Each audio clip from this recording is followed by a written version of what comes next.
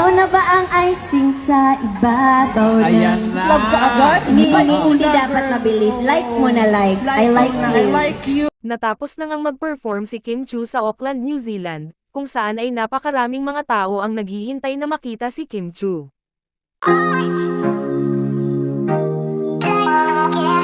Hindi pa man lumabas si Kim Chiu ay talagang marami na ang nag-aabang kay Kimi para makunan siya ng malapitan ng video at larawan, dahil nga sa sobrang dami ng tao na nanood ay halos hindi na makakanta si Kimi, dahil siksikan talaga ang mga tao kung saan nga ay gusto nga ang mga fans na malapitan at makipagkamay kay Kim Chiu na kanilang iniidolo.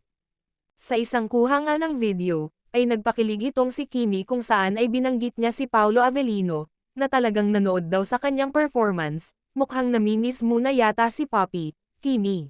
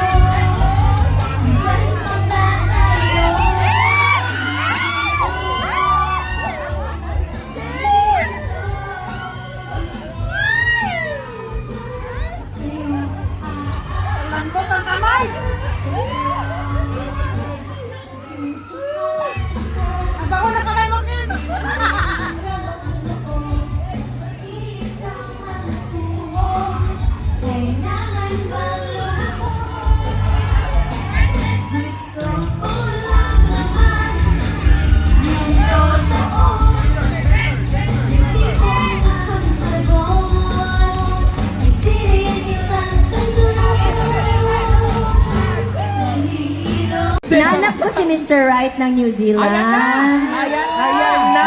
Oo. Ikaw na ba ang icing sa ibabaw ng... Ayan na. Yes. So Kim, ilan ang pipiliin nating partners mo for today? Bago tayo mamili. Syempre tatlo for I love you. Ayan, I love you. Grabe naman sa love, like you na lang, I like I you. like you muna. Grabe, kaya ang bilis naman ma-fall. Love ka agad? Hindi dapat mabilis. Like mo na like. I like na, you. I like you. Miss Kim, kailangan ba singkit? Kahit ano. Ay. Sinong ka-look-alike? Kaloka-like ni... Ayan. Sino ba? Sino? Paolo. Actually, nanonood siya ngayon. Ayun siya, oh.